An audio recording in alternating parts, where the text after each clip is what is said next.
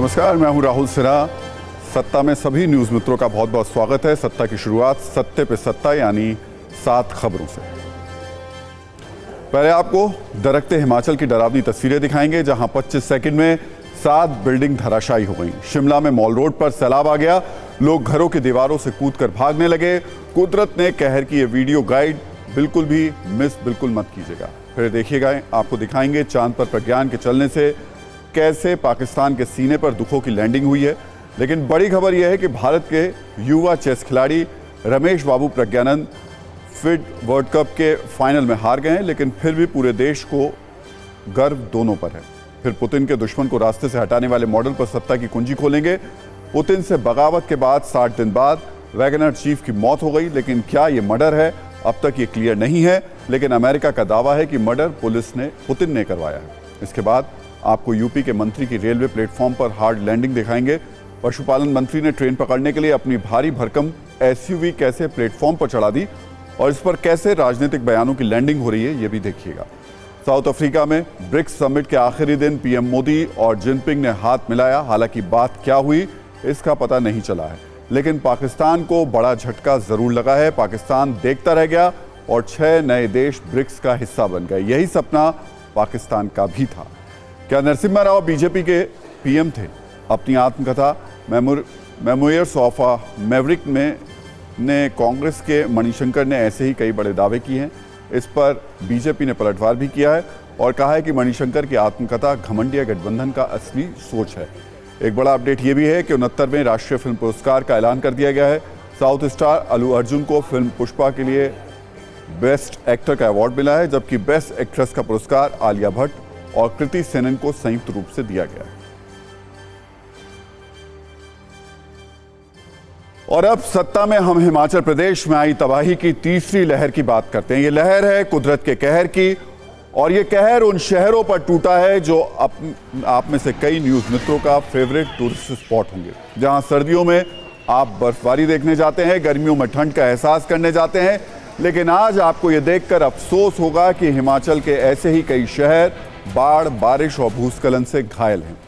पूरे हिमाचल में हालात ये हैं कि पहाड़ जमीन पर आते जा रहे हैं, जमीन खिसकती जा रही है और मकान ताश के पत्तों की तरह टूट रहे हैं। कुल्लू की ये तस्वीर इस बात का लेटेस्ट सबूत है, जहां नए बस स्टैंड के पास सिर्फ 25 सेकंड के अंदर 1, 2, 3 नहीं बल्कि एक साथ 7 बिल्डिंग जमीन पर आ गई।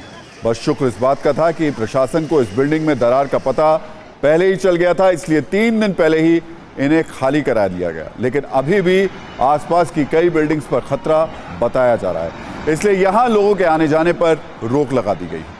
ऐसा लग रहा है हिमाचल प्रदेश में हर कुछ दिन के अंतराल पर कुदरत की त्रासदी का रिपीट टेलीकास्ट हो रहा है। इससे पहले आई तबाही का सबसे ज्यादा शिकार शिमला ही हुआ था, और अब एक बार फिर शिमला की तस्वीरें लोगों को डरा रही हैं। तेज बारिश के बाद सड़कों पर सैलाब बह रहा है। ये तस्वीर शिमला के मॉल रोड की है, जहां आम दिनों में लोगों की सबसे ज्यादा भीड़ हुआ करती थी। उसी मॉल रोड पर जगह जगह आपको ऐसे ही डरावने मंजर दिखाई देंगे।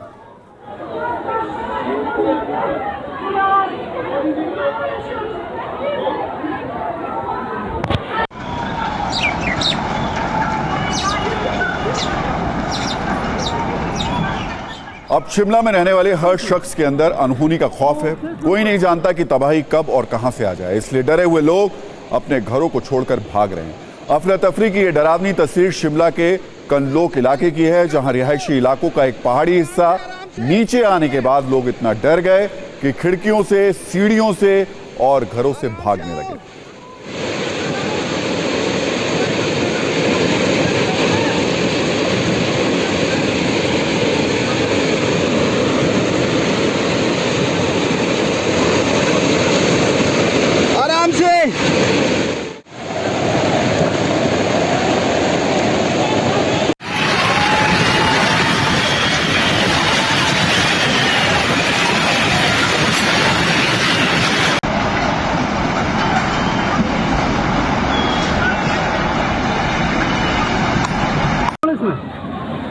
वो कैसे ऊपर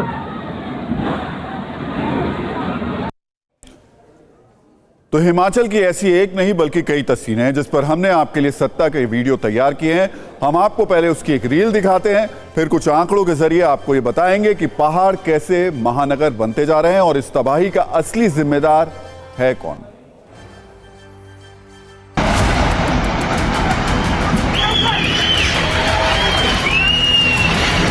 अभी और गिरेंगे क्योंकि पिछले अप्रैल महीने से जो मिट्टी है वो गीली हो चुकी है, पहाड़ भुरभुरा हो चुका है। हिमाचल में आपदा घोषित राष्ट्रीय स्तर की नहीं करवाई जा रही, तो क्या कारण है, क्यों नहीं हो रही, इसकी जवाबदेही भाजपा के नेताओं को, भाजपा के यहाँ के नेताओं को भी और केंद्र के नेताओं को भी देने की आवश्यकता है। जिंदगी सबसे कीमती है, इसलिए ज़िंदगी को भी बचाना इसके लिए बहुत आवश्यक है। जो निर्णय करने हैं वो समय पर होना चाहिए और ताकि लोगों की ज़िंदगी को बचाया जा सके, ताकि लोगों को हम मदद कर सकें।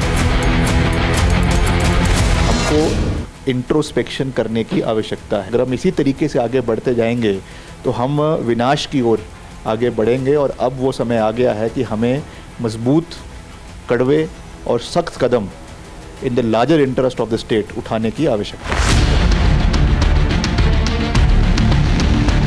मैंने कई बार कहा है कि हमने राज्य की आपदा इसको घोषित कर दिया है, इसे भी राष्ट्रीय आपदा घोषित करना चाहिए। बहुत नुकसान हो रहा है। मैं इस वक्त शिमला के कलनोग इलाके में मौजूद हूं। यहां पर आप देखिए जो भारी लैंडस्लाइड हुआ था उसमें क्या हालत हुई है। एक ट्रक है जो कि पूरी तरह से दबा हुआ दिखाई दे रहा है लैंडस्लाइड में। पीछे एक मोटर वर्कशॉप है, लेकिन उस वर्कशॉप की हालत क्या है, ट्रक जाकर स्लाइड होकर उस वर्कशॉप के अंदर जा घुसा है। नीचे जो पब्लिक रहती है वो 3,500-4 हज़ार से ऊपर ही रहती है। उनकी गाड़ियाँ फंसी हुई हैं और सभी गाड़ियाँ नीचे फंसी हुई है। हाँ, दिक्कत आ रही बहुत ज़्यादा।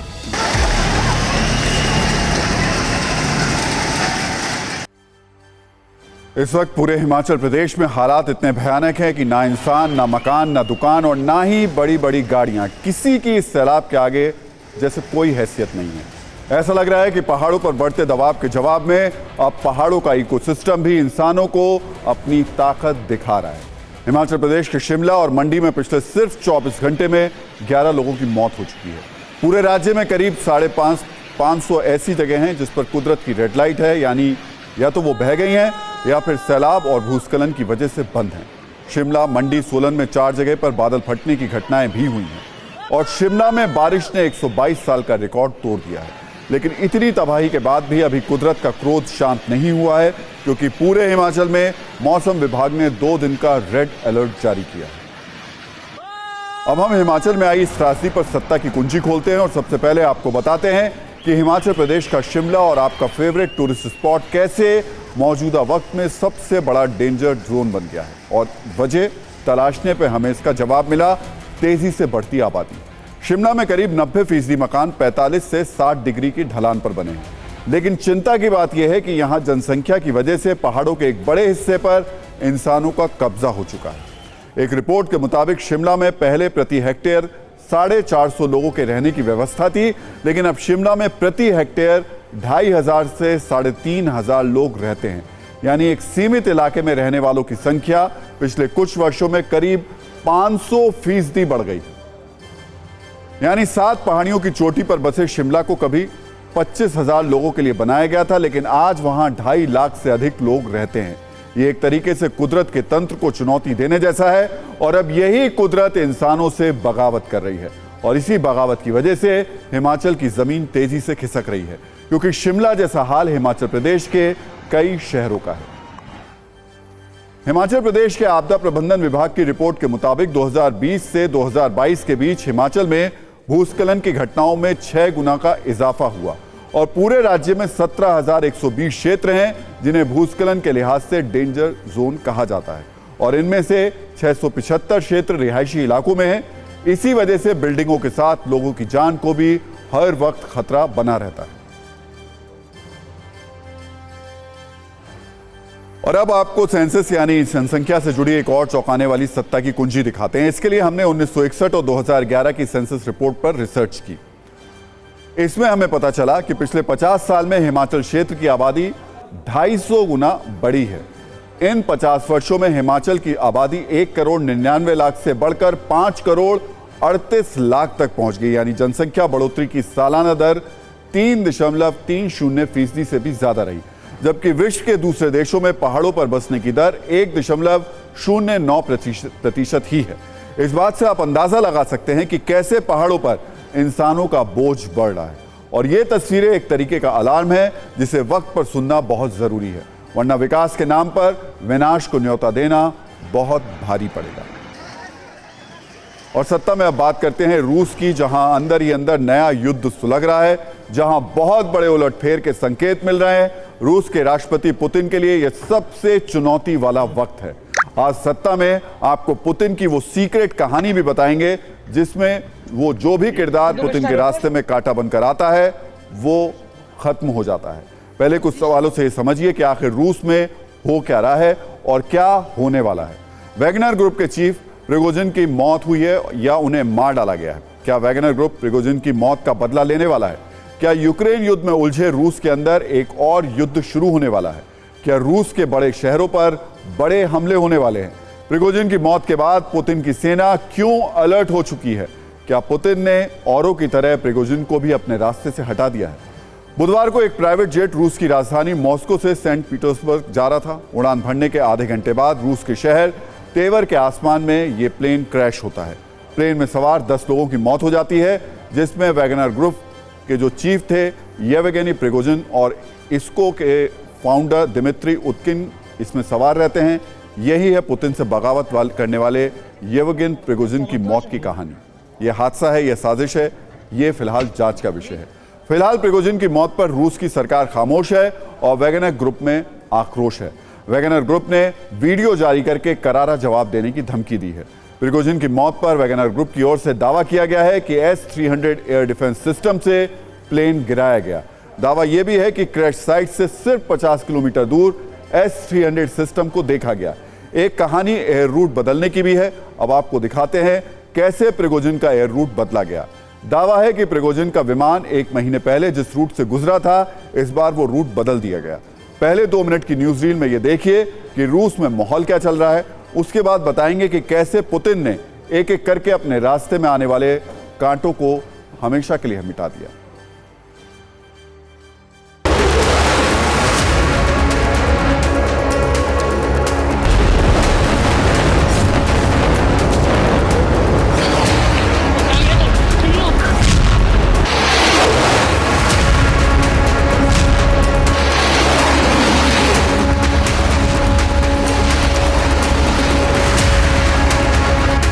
Организовал и готовил военный мятеж, кто поднял оружие на боевых товарищей, предали Россию и ответят за это. А тех, кого пытаются втянуть в это преступление, призываю... I was asked about this by you. I said I'd be careful what I drink, what I wrote in. I don't know for a fact what happened, but I'm not surprised. There's not much that happens when Russia is not behind, but I don't know enough to know the answer. I've been working out for the last hour and a half.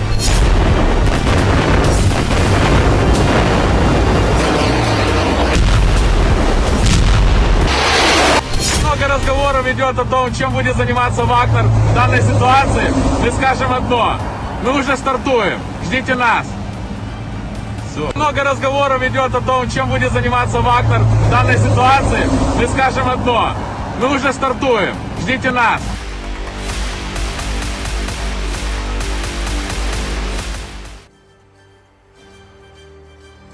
फिलहाल बड़ा प्रश्न यह है कि Prigozhin की मौत की वजह क्या है। क्या वैगनर ग्रुप का दावा सच है या फिर हकीकत कुछ और है?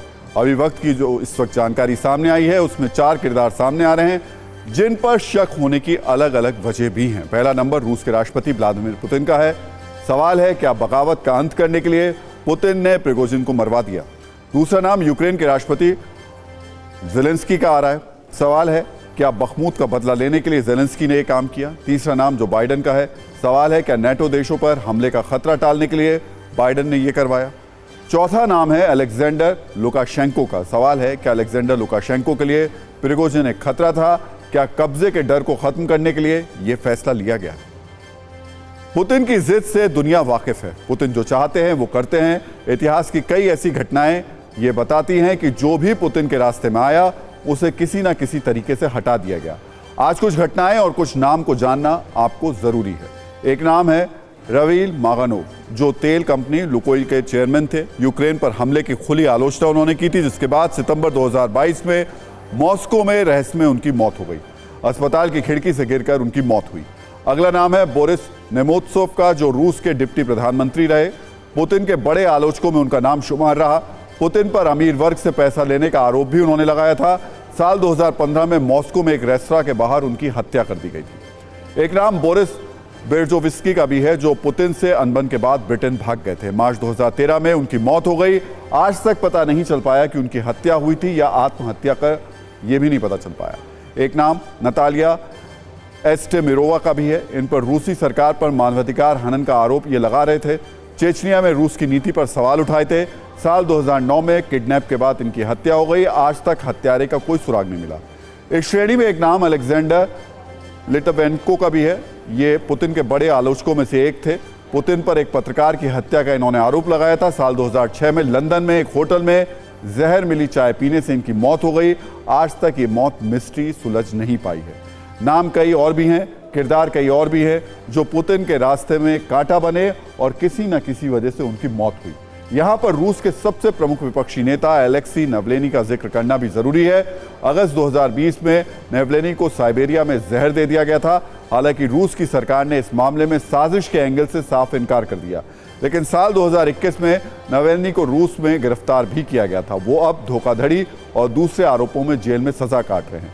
मतलब यह कि नावलेनी को भी किसी ना किसी बहाने रास्ते से हटाया गया। और सत्ता में अब उस शुभ समाचार की बात जो पृथ्वी से 3,84,400 किलोमीटर चांद से आया है और पूरी दुनिया में छा गया है। चंद्रयान 3 के लैंडर विक्रम पर सवार होकर चांद पर पहुंचने वाला प्रज्ञान अब चांद पर घूम रहा है। उसके पहियों के निशान से चांद की सतह पर भारत का ठप्पा लगता दिखाई दे रहा है। अशोक स्तंभ और इसरो का नाम चांद की सतह पर छप चुका है, जो हमेशा हमेशा के लिए लोगों की आंखों में बसा रहेगा। चांद पर इतिहास रचे 25 घंटे हो चुके हैं। दुनिया भर में इसकी अलग अलग तरीके से चर्चा हो रही है। इसलिए सत्ता की शुरुआत आज हम चांद वाली सत्ता से कर तो रही हैं, हमने शुरू में आपको बताया था, लेकिन अब इसे थोड़ा डिटेल में बता रहे हैं। हम आपके सामने 3 बातों को लेकर के आए हैं। पहली बात, प्रज्ञान चांद पर चल रहा है, वो क्या क्या देख रहा है। दूसरी बात, दुश्मनों का जिया जल रहा है, वो छुप छुप कर प्रज्ञान को देख रहा है। तीसरी बात, वैज्ञानिकों की तपस्या पर नेताओं की राजनीति चल रही है, क्रेडिट लेने की होड़ चल रही है। ये तीनों बातें एक दूसरे से जुड़ी हुई हैं, क्योंकि ये वो घटना है जो हर रोज नहीं होती, ये वो काम है जो हर देश नहीं कर पाता और हर किसी के लिए इसे करना संभव भी नहीं होता। भारत के वैज्ञानिकों ने 23 अगस्त शाम 6:04 पर ऐसा ही कारनामा किया, जिसे देखकर करोड़ों चेहरे मुस्कुरा रहे हैं, कुछ परेशान हैं और कुछ अपनी राजनीतिक चाल चल रहे हैं। जिस चंद्रयान 3 मिशन में वैज्ञानिकों की बात होनी चाहिए थी, वहां अचानक नेताओं की ओर से इतिहास की बात होने लगी। एक पक्ष यह बताने में लग गया कि जो हो रहा है वो नेहरू जी की वजह से हो रहा है, नेहरू जी दूरदर्शी थे। दूसरे पक्ष ने यह दावा किया कि अटल जी ने मिशन चंद्रयान की शुरुआत की थी, उनके विजन की वजह से यह संभव हुआ है। नेहरू जी और अटल जी के पुराने वीडियो और तस्वीरें पोस्ट करके सोशल मीडिया पर युद्ध शुरू हो गया है। इस सारे क्रेडिट वॉर में चंद्रयान 3 को कामयाब बनाने वाले वैज्ञानिक कहीं पीछे चले गए हैं। दरअसल समस्या है ये कि जब भारत कामयाब होता है तो कई लोग राजनीतिक इतिहास की स्कैनिंग शुरू कर देते हैं और फिर खेल हो या विज्ञान का क्षेत्र, इसमें क्रेडिट की होड़ शुरू हो जाती है। सबसे पहले बात उस प्रज्ञान की जो 41 दिनों की यात्रा के बाद चांद पर पहुंच चुका है। प्रज्ञान रोवर अगले 14 दिनों तक चांद के बारे में जानकारियां जुटाएगा। इस दौरान प्रज्ञान रोवर यहां पानी की खोज, खनिज की जानकारी और भूकंप, गर्मी और मिट्टी की स्टडी करेगा। प्रज्ञान जिन चीजों को खोजेगा उसमें सबसे अहम हीलियम 3 है। हीलियम 3 बहुत कीमती खनिज है जिसमें ऊर्जा के क्षेत्र में नई क्रांति हो सकती है। 500 साल तक पृथ्वी की ऊर्जा जरूरतें ये पूरी कर सकती है। प्रज्ञान तो काम पर लग चुका है, लेकिन भारत के वैज्ञानिक अगले मिशन की तैयारी में लग चुके हैं। भारत का अगला मिशन आदित्य L1 अगले ही महीने सितंबर में लॉन्च किया जाएगा। यह भारत का पहला सूर्य मिशन है जो अगले 5 साल तक सूर्य का अध्ययन करेगा। इसी साल के आखिरी में गगनयान मिशन लॉन्च होगा। यह 3 चरणों में पूरा होगा। पहला चरण मानव रहित होगा, दूसरे चरण में एक रोबोट को भेजा जाएगा और तीसरे चरण में 3 एस्ट्रोनॉट भेजे जाएंगे। तो प्रज्ञान रोवर और विक्रम लैंडर चांद पर अपना काम शुरू कर चुके हैं। अगले 14 दिनों में बेहद कीमती डेटा और जानकारियां हम सबको मिलेंगी। पूरी दुनिया में भारत की तारीफ हो रही है, भारत के स्पेस कार्यक्रम की तारीफ हो रही है। वो पश्चिमी मीडिया जो हमारे स्पेस कार्यक्रम का कभी मजाक उड़ाता था, आज वो रेड कारपेट बिछाकर बैठा है। इतनी तारीफ की बड़ी बड़ी हेडलाइंस भी छोटी पड़ रही हैं। भारत और भारत के वैज्ञानिकों की तारीफों के ऊंचे ऊंचे पर्वत दुनिया भर में दिखाई दे रहे हैं। ज्यादा तो नहीं, लेकिन कुछ देशों के अखबारों की हेडलाइंस और उनके अंदर क्या लिखा है ये आपको पढ़कर मैं सुनाना चाहता हूं, ताकि सभी न्यूज मित्र भारत की स्पेस वाली सत्ता का आनंद ले सकें। ब्रिटिश अखबार द गार्जियन ने लिखा है कि चांद के दक्षिणी ध्रुव के पास लैंडर उतारकर भारत ने वो कारनामा कर दिखाया है जो अब तक कोई नहीं कर पाया। इसके साथ ही भारत अब एक स्पेस पावर बन गया है। द इकोनॉमिस्ट ने लिखा है, भारत का लैंडर न केवल चांद पर उतरा बल्कि उसने ये कारनामा स्टाइल के साथ किया। भारत में ऐसी कामयाबी के तौर पर इसे देखा जा रहा है जो केवल कुछ ही महान देश कर सकते हैं। न्यूयॉर्क टाइम्स ने भारत के चंद्रयान 3 को अंतरिक्ष अनुसंधान में एक नया अध्याय बताया है। ये वही न्यूयॉर्क टाइम्स है जिसने भारत का मजाक उड़ाते हुए 2014 में एक कार्टून छापा था, अब उसे करारा जवाब मिल गया है। CNN ने लिखा है कि चांद के लिए 60 और 70 के दशक के दौरान जो रेस शुरू हुई थी, उसके बाद अब एक दूसरी रेस शुरू हो गई है और इसमें भारत अहम शक्ति के रूप में उभर रहा है। विदेश मंत्री एस जयशंकर ने तो दक्षिण अफ्रीका के एक अखबार की तस्वीर भी ट्वीट की है, जिसमें प्रधानमंत्री नरेंद्र मोदी के हाथ में एक अखबार है जिसकी हेडलाइन है, India's Modi out of this world. Britain, America, Europe सभी देश तारीफों और प्रशंसाओं के साथ भारत के सामने खड़े हैं, लेकिन तारीफों की इस भीड़ में 2 देश बेहद परेशान हैं। एक है पाकिस्तान और दूसरा है चीन। पाकिस्तान की बात बाद में करते हैं, पहले चीन की बात कर लेते हैं, जो चंद्रयान 3 को छुप कर देख रहा है, लेकिन इसकी कामयाबी के बाद गहरे सन्नाटे में अब वो चला गया है। चीन का सरकारी मुखपत्र ग्लोबल टाइम्स, जो हर बात में भारत के खिलाफ चीन के प्रोपोगेंडा को आगे बढ़ाता है, वो चंद्रयान 3 पर बिल्कुल चुप है, मानो मुंह पर टेप लगा दिया गया हो। ईर्ष्या की आग में ऐसी ही कि अंदर ही अंदर जलना और सुलगना इसका प्रमुख लक्षण है। वैसे भी शी जिनपिंग थोड़े परेशान चल रहे हैं। उनकी परेशानी वाले वीडियो पर सत्ता की एक छोटी सी कुंजी भी हमने बनाई है। ब्रिक्स में जिनपिंग पर बेइज्जती की ईंटें कैसे गिरी, ये आगे देखिएगा। वैसे परेशान सिर्फ चीन नहीं है, पाकिस्तान भी है। जो पाकिस्तान चंद्रयान 2 की नाकामी पर खुश होता था, अब वो खुद पर हंस रहा है। कल से पाकिस्तान के टीवी चैनल्स और सोशल मीडिया पर ऐसे कई डिबेट हो चुके हैं जो अपनी सरकार और संस्थाओं की नाकामी का रोना रो रहे हैं। ऐसे लोगों के बयान वायरल हो रहे हैं जो पाकिस्तान का ही मजाक उड़ा रहे हैं।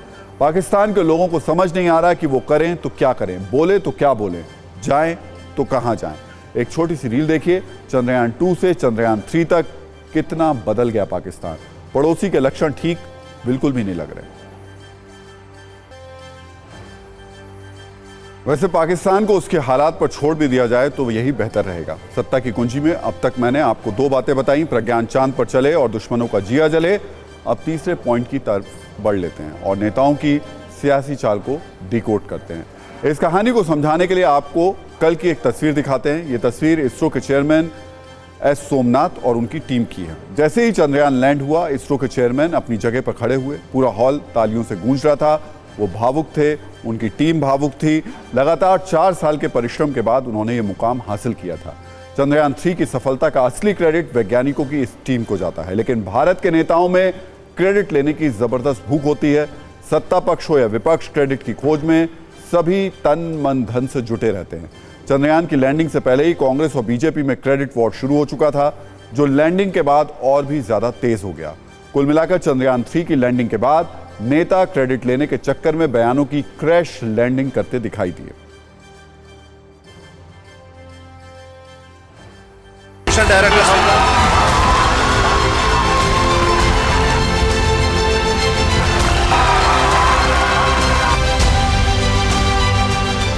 ये उपलब्धियां पंडित जवाहरलाल नेहरू के विजन का प्रमाण है, जिन्होंने इस बात पर जोर दिया साइंटिफिक टेम्पर ही एक स्वतंत्र राष्ट्र के विकास की भावना को आगे बढ़ा सकता है।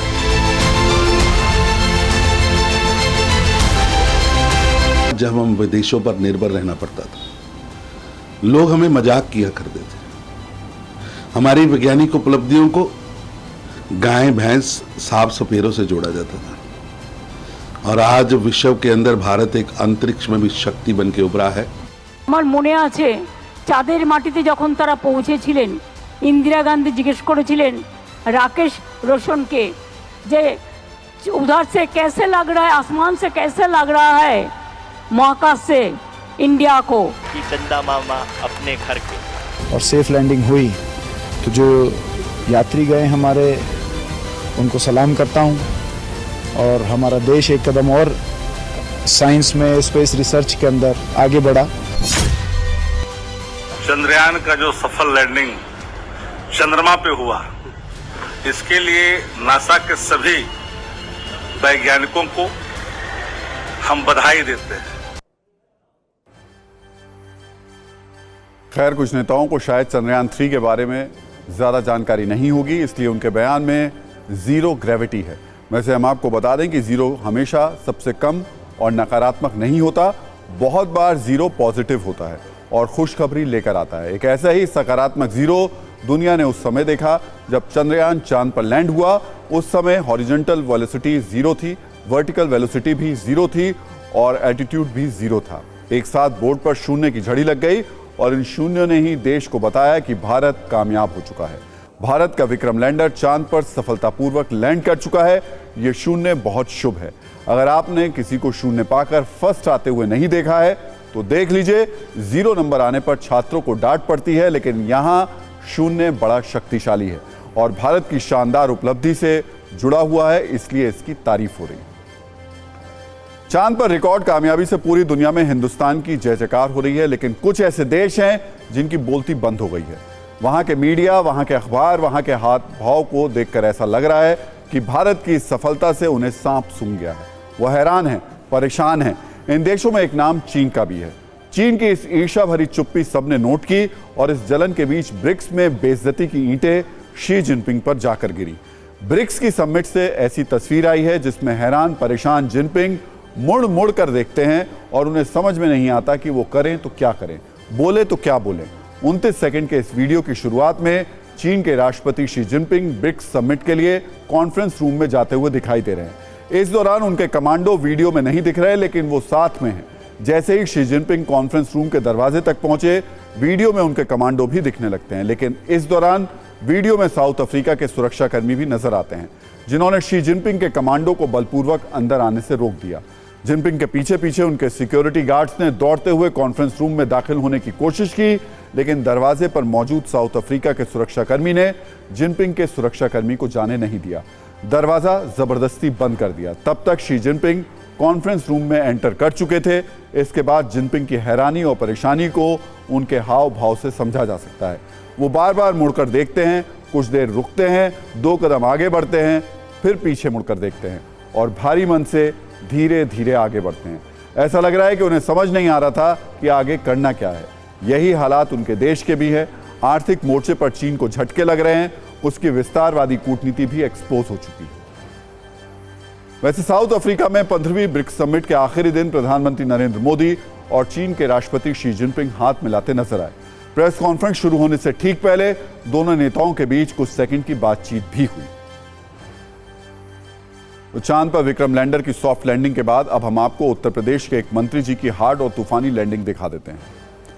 बस फर्क सिर्फ इतना है कि मंत्री महोदय की यह हार्ड लैंडिंग चांद पर नहीं, बल्कि लखनऊ के चारबाग रेलवे स्टेशन पर हुई। बिना जमीन पर कदम रखे डायरेक्ट रेलवे प्लेटफॉर्म की कक्षा में स्थापित होने के लिए मंत्री जी ने अपनी कार से ऐसा कारनामा किया कि देखने वाले भी परेशान और सुनने वाले भी।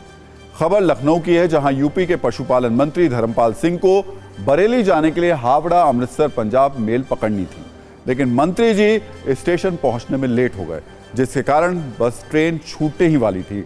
बाहर बारिश हो रही थी, तभी मंत्री जी के ऑर्डर पर उनके ड्राइवर ने गाड़ी को रॉकेट बना दिया और जो रास्ता दिव्यांगों के लिए बना था उसी से गाड़ी सीधे प्लेटफॉर्म पर लैंड करवा दी। आप भी देख सकते हैं कैसे रेलवे प्लेटफॉर्म पर मंत्री धर्मपाल सिंह की गाड़ी शान से खड़ी हुई है। वैसे कोई आम आदमी होता तो शायद प्लेटफॉर्म पर ये सब कुछ देख रहे लोग इसका विरोध भी करते, लेकिन लोगों को जैसे इस बात का पता चल गया कि कार में मिनिस्टर साहब हैं, सब किनारे हो गए। अब यूपी के पशुपालन मंत्री की इस तूफानी हरकत पर यूपी के पूर्व मुख्यमंत्री और समाजवादी पार्टी के अध्यक्ष अखिलेश यादव ने भी तंज किया है। अखिलेश यादव ने मंत्री धर्मपाल सिंह की तस्वीर के साथ छपी इस खबर पर लिखा है, अच्छा हुआ ये बुलडोजर से स्टेशन नहीं गए थे। वैसे तो रेलवे ने पहले कहा था मंत्री धर्मपाल सिंह ट्रेन पकड़ने के लिए लेट हो रहे थे, इसलिए उनकी गाड़ी को अंदर लाने के लिए दिव्यांगों का रैंप खोला गया। लेकिन अब रेलवे ने रेल एक्ट के तहत अज्ञात ड्राइवर पर मामला दर्ज कर लिया है। वैसे ये दिलचस्प है कि गाड़ी में मंत्री जी थे और उनके ड्राइवर की डिटेल भी मिल जाएगी, लेकिन रेलवे ने मामला अज्ञात चालक के खिलाफ दर्ज किया। तो ये तस्वीर आप एक बार फिर से देख लीजिए, किस तरीके से रेलवे स्टेशन पर दिव्यांगों के रैंप पर सीधे मंत्री जी ने अपनी कार की लैंडिंग कराई। उसमें रेलवे ने भी जो रुख अपनाया, पहले तो कहा कि देखिए मंत्री जी को हमने ही दरवाज़ा खोला था इस रैंप का, और बाद में एक अज्ञात ड्राइवर के खिलाफ रिपोर्ट दर्ज कर ली गई। तो देखिए, सत्ता में आज का टाइम खत्म हो गया, लेकिन अपने सभी न्यूज़ मित्रों से हमारी न्यूज़ रिक्वेस्ट है कि वो सत्ता की न्यूज़ रील्स को ज़्यादा से ज़्यादा शेयर करें और अपने सुझाव हमें व्हाट्सएप जरूर करें।